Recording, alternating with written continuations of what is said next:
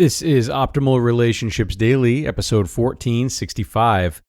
Oh, the Judging, by J Money of budgetsaresexy.com. Hello, everybody, and thanks so much for joining us here in our Sunday bonus episode. My name is Greg Audino. I'm your host and narrator with you once again to introduce an extra episode that we bring to you each week. Today's is an article that was originally aired on our finance show, Optimal Finance Daily. As you'll go on to see, though, this one might be more about our interactions with people than it is about finance. So we knew you would like it and wanted to make sure that you heard it here on ORD. And with that being said, let's turn it over to Diana, our host on OFD, so she can read this article for you and optimize your life. Oh, the Judging, by J Money of budgetsaresexy.com. My wife: honey, I got hit on today. Me: congrats? Wife: that never happens anymore. He was upset that I rented, but he was definitely hitting on me. At this point, I started paying attention more. Me: how do you go from hitting on me to renting? I cautiously asked. Her: oh, I was at this expo hall during my break. This guy sees me from afar and smiles, so I smile back, and then he comes up to me saying, hello, hello, hello. Are you a homeowner, miss? And I'm like, no, we rent. And then he says the funniest thing. You're killing me. You look good, but you're killing me. He still doesn't stop flirting with me. Me: this is the weirdest conversation I've ever had. I finally surmised that this guy was probably trying to sell her something home related. Not that he still didn't think my wife was beautiful. I mean, come on, she's married to a personal finance blogger. But this was actually the 14th time since moving here that we've gotten flack for renting. Apparently, anyone in their 30s and or with kids isn't allowed to not own a home, and especially if they're good looking. The other day, we're having another conversation with some people in our neighborhood, and at one point, we got to talking about how long everyone has lived there for and who lives where. And once the convo turned to us and we mentioned we're actually renting, one of them responds, oh, you're just a renter? And not in a complimentary way. I knew we moved to a pretty highbrow community, but the Mohawk/renting combo isn't seeming to win us any new friends lately. I don't even want to know what they think when they find out I write a diary for a living. The funny thing is I couldn't care less if others own, as I know for some people it makes sense and others, like us, it does not. I don't think it's a good investment per se, but it's perfectly fine to own or not to own, whatever makes you happiest. And perhaps one day we'll even go back to it. Nothing's ever permanent, right? All I know is that renting still has a pretty negative connotation out there, and we're bumping into it a lot lately.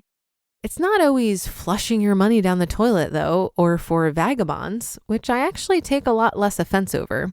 We're drifters. But the judging doesn't stop with everyone else. It's within us, too. As much as we like to think we're perfect little humans, we're just as guilty at casting assumptions onto others as the next person. At least I am. I caught myself doing just that last weekend when I met up with someone interested in buying my fireplace off Craigslist. I felt like Mark analyzing his dumb tenants post we hosted from the other week. My brain wouldn't stop. Interaction number 1. Him: can I stop by this afternoon to check it out? Me: sure. Sets up time. 7 hours later. Him: sorry, I got caught up. Can we meet another time? Me: thinking, typical Craigslister. Why are they so flaky? Interaction number 2. Him: I'm here. I go outside and see a brand new Infiniti SUV parked. Automatically think his priorities are wrong, even though I drive a Lexus myself. Interaction number 3. Him: sorry again for not making it yesterday. I had to drop off my phone at Verizon and you know how that goes. Me: what do you mean? How does it go? Him: they take hours fixing it so you'll eventually be tempted to buy something. And I did. I picked up a tablet. Me: thinking, what a dummy. How can you drop hundreds of dollars so randomly like that? Interaction number 4. Him: this is a beautiful fireplace. I'll take it. Me: awesome. I think they go for like $300 to $400 brand new, so you got a deal at $140. We bought it years ago, but then got another one and stopped using it. Him, if he was analyzing me, why would you need another fireplace when you already had one? You're the dummy. What he really says, oh, nice. Yeah, I couldn't afford to buy one for $300. What I think, you just bought a tablet for hundreds of dollars yesterday. Interaction number 5. I carry it outside to help load it into his car. Sorry for the mess, he says. No problem at all, I respond, pushing it all aside to get the unit in. What I then think, messy car equals messy finances, just like my golfer friend says. Interaction number 6.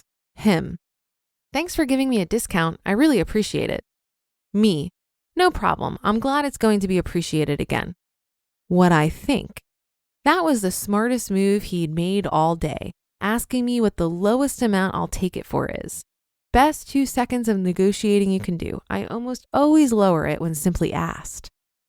So I wasn't totally a horrible person there, but I definitely need to stop judging as much as the next guy. Nothing great ever comes from it, you know?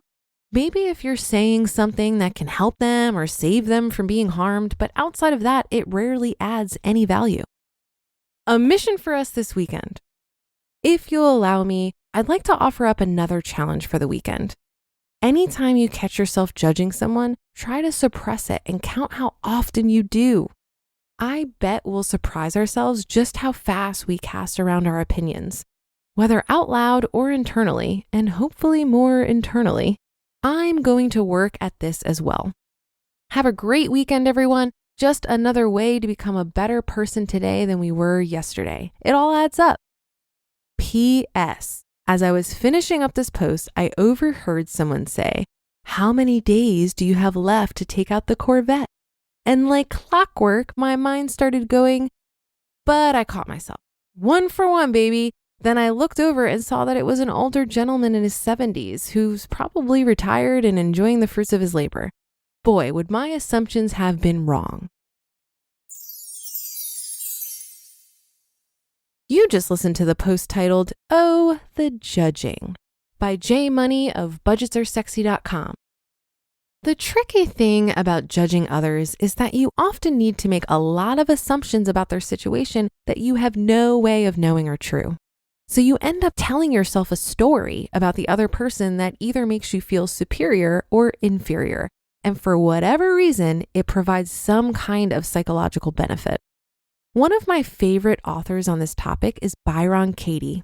She talks about how we can use our tendency of judging others to uncover the ways we judge and torture ourselves. Byron theorizes that other people are mirrors. They show us what we don't like about ourselves deep down.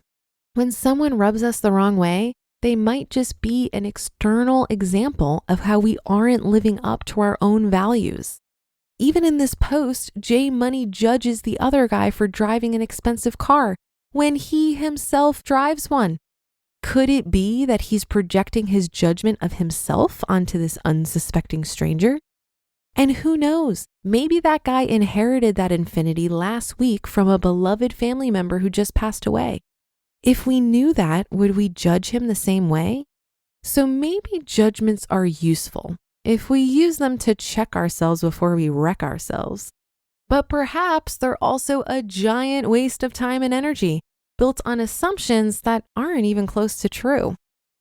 That'll do it for today. Thank you for listening. Have a great rest of your day, and I'll see you in tomorrow's show, where your optimal life awaits.